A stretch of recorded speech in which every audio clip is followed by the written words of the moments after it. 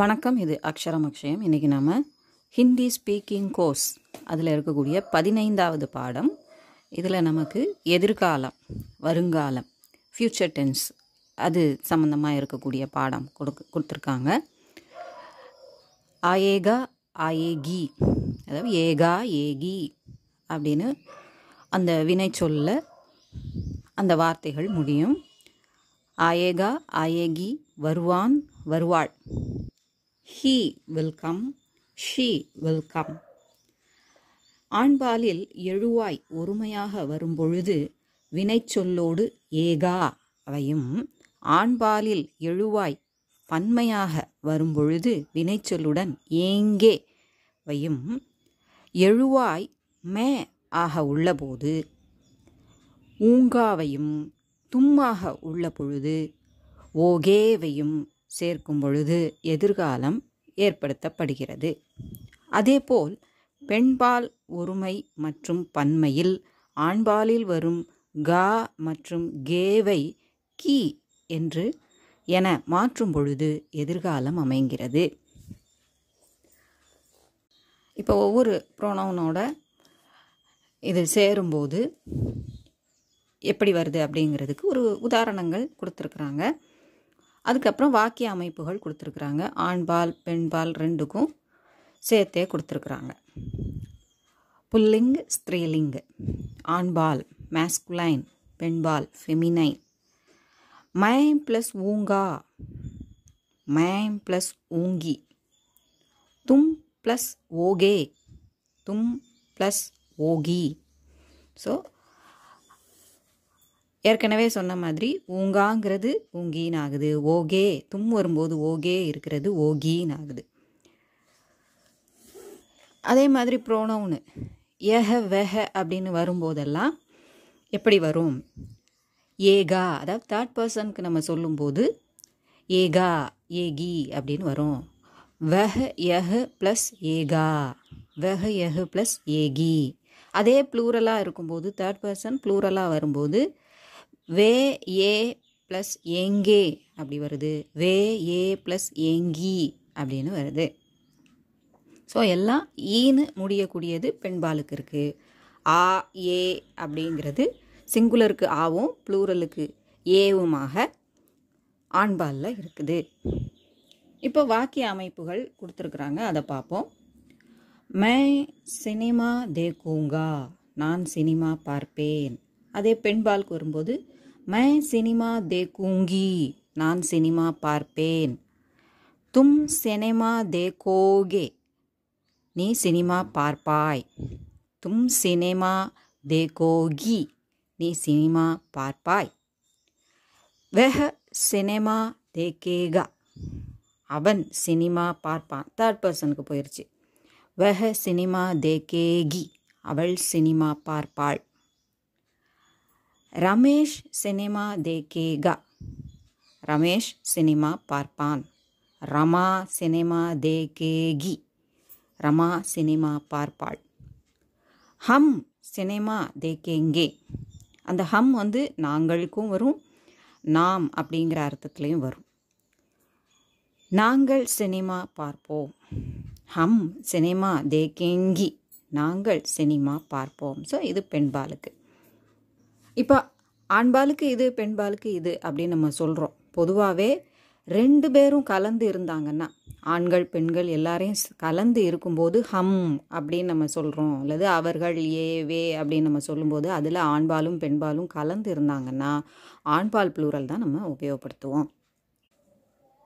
இன்னும் சில உதாரணங்கள். லடுக்கே சினிமா தேக்கேங்கே, சிறுவர்கள் சினிமா பார்ப்பார்கள்.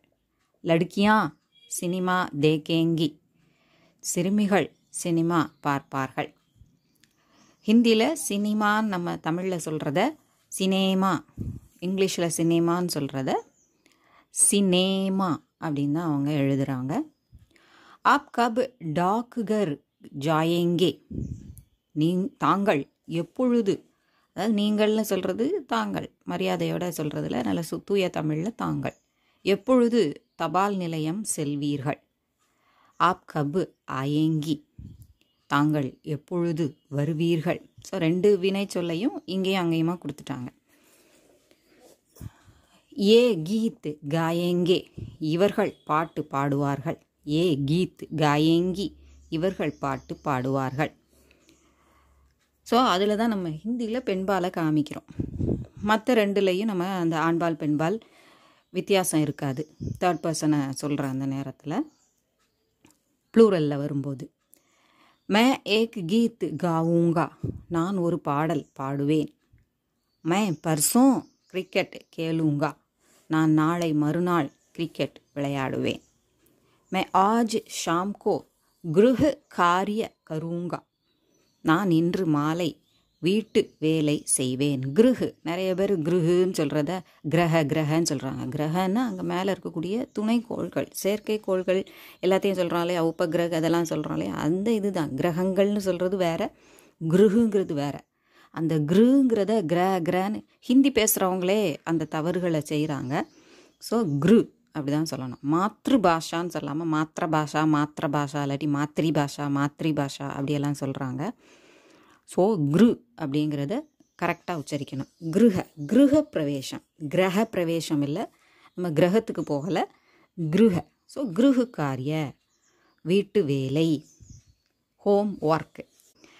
மே மிட்டாயி பனாவுங்கி, நான் இனிப்பு செய்வேன், அதாவது தயாரிப்பேன் அப்படின்னு அர்த்தம்.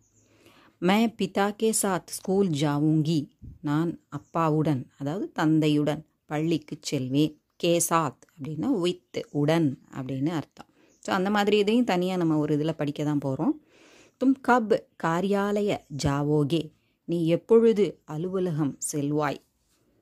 தும் கியா படோகி, நீ என்ன படிப்பாய்.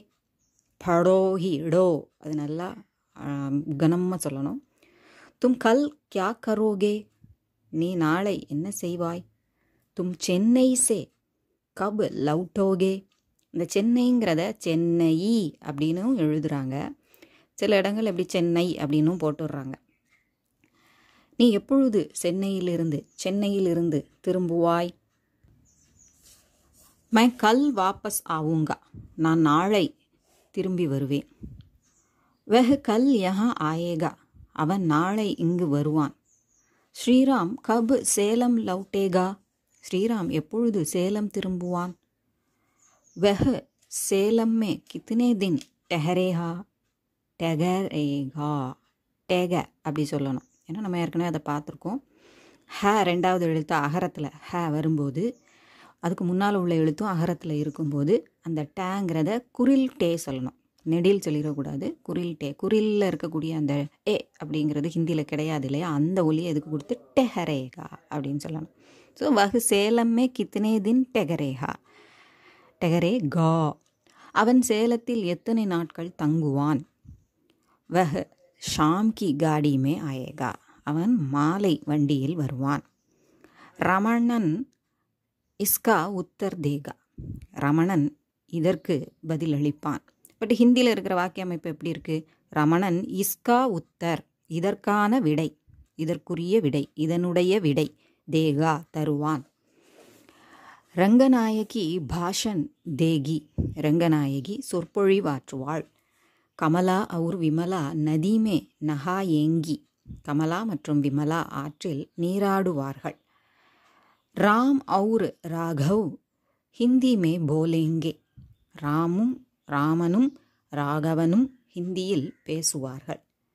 யஹ் காடி ராத் கோ 8 பஜே சூட்டேகி, இந்த வண்டி இரவு 8 மணிக்கு புறப்படும். ஹம் புத்வார் கோ தில்லி